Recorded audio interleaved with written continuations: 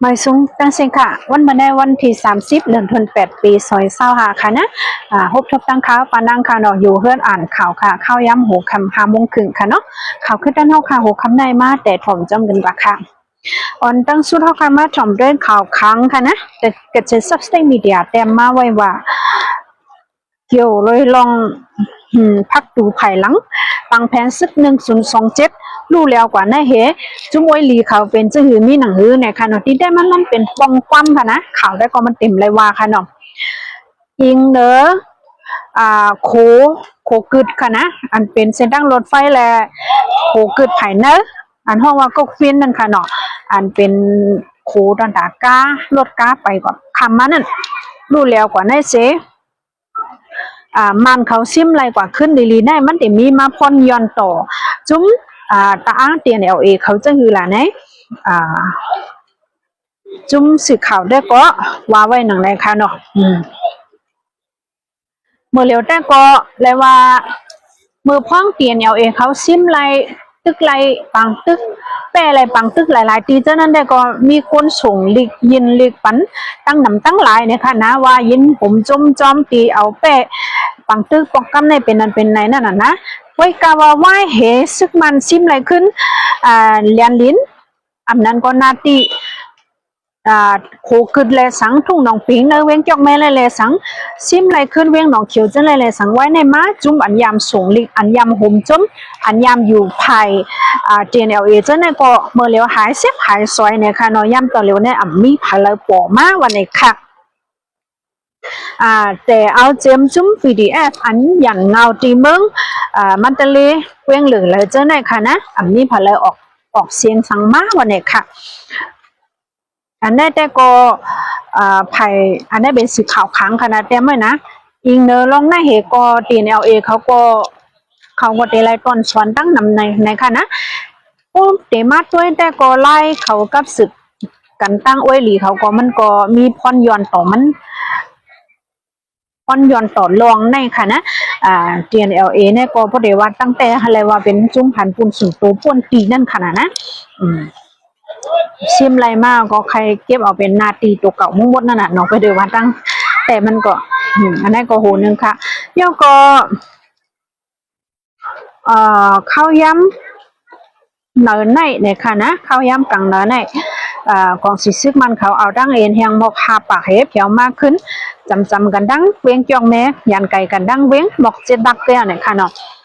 คนตีได้ก็เตรียมข่าวมาวันเนวันเมื่อไหร่อันเป็นพี่น้องจะคันสาค่ายตนหุ้ง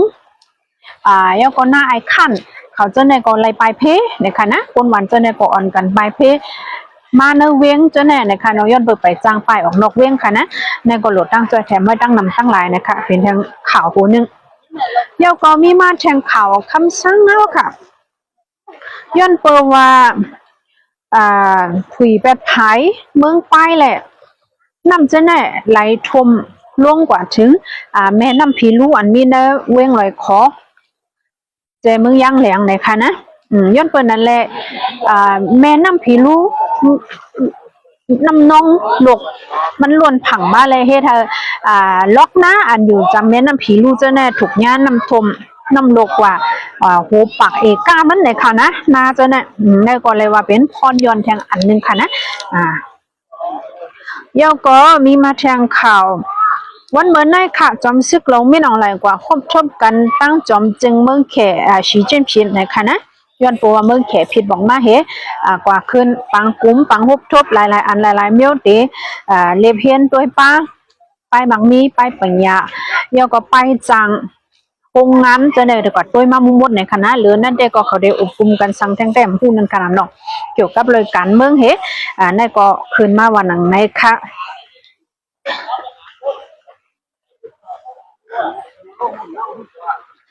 เย้าก็มีมาทางข่าวคำสั่งเอาเหมือนกันเนอะเข้าตั้งวงเลียวกล้วยในค่ะนะว่าเป็นซึกหันไผ่ก่อนสิซึ่งมันเป็นลีกเย้าก็ผีรุจิตคนสกลเมืองจะไหนมาวางเคิงเขาเลี้ยงเย้าก็ป้ามาทางให้ซึกเนี่ยค่ะนะอันมายอมซุ่มต่อตีจุ้งลูกขึ้นตังโมมีกว่าปาก82ก็วันนี้ค่ะ ตั้งเมืองโฮมตุ่มปัดปืนขนาดแต่เอาเลือนในเลือนออกัสวันที่15ถึงวันที่21ในข้าวตั้งมองในกล้วยเนี่ยค่ะซึกหันเลยปลิกเลยย่อก็ซึกคนเมืองเลยเจ้าในเนี่ยค่ะนั้นนับปาดังไฮซึกค่ะนะไฮซึกอันว่าในกวนนั้นกว่าญ่าเนื้อปังตึกเฮเลยย่อมซุ้มโตไผ่แทงไผ่นึงนะเขาเดี๋ยวห้องว่าไฮซึกอันห้องว่าซึกตรงปันน่ะนะป้าเขาเจ้าในมีกว่าปัก80 ไป2ก็ในวันนำเต้นนำวาในค่ะนะอันนี้เมืองมันปัดปืนขนมใจในเมืองไตเอาไงค่ะนะเมืองมันตั้งเมืองค่ะเมืองหุ่มตุ่มตั้งหมดน่ะเนาะเย้าก็ย้อนปันฟังแทงว่าล้มเลี้ยงลงในไปเย้าก่อนนะคะได้สืบเข้ามาแทงอันใครปันฟังแต่ก็เมืองไตปอดจันค่ะตนตีปังร้องสีเสียงหมอกใหม่ในค่ะนะในวันที่31แต่เอากลางนะ11 โมงต่อถึง12 โมงสายแลดอันห้องว่าultra radiation มันเตะเฮาแห้งนะพ่นตีแค่นโตเตะออกขึ้นในก็ตุ้ยลีงามๆเห็นก่อนว่าในค่ะเนาะยาวเลยสมัติไม่แห้งค่ะว่าเนี่ยอันฝนตกนั่นได้ก็ไปแน่นอนเลยค่ะว่าเฮ้ยกามันเดี๋ยวไม่มาเลยเก่าในค่ะว่านะนักข่าวทางวงเนี่ยมันก็เดี๋ยวมีมองในก็ค่ะเนาะข่าวก็เหมือนในมันก็มีสังค่ะนะพี่น้องเขาค่ะนะตอนน้องคาเปิดตัวอยู่ตั้งวันสื่อข่าวยาวๆเขายังไปลงข่าวมาสังตอนแต่วันเหมือนเนี่ยข่าวบางทีบางอันก็มันไปออกมากก็เป็นไรคันค่ำได้คืนค่ะนะพี่น้องนะ1 จับได้ถึงกว่า7700,000ไปอิดเอาค่ะเนาะคันเงินได้ก็ตึงเหมือนมือเจ้าก็ค่ะนะข่าวค่ะตอนแต่6 ค่ำได้ก็เดี๋ยวมีมองในก็ค่ะเนาะจงไว้พบชมกันแทงค่ะย้อนเสื้อให้พี่น้องเขาอยู่ลีกินวันก็ยังเข้มสามังนี่ลีเป็นรถเพกันกูตีกูตั้งกูโกกูก้นเสกันติค่ะไม่สุงค่ะ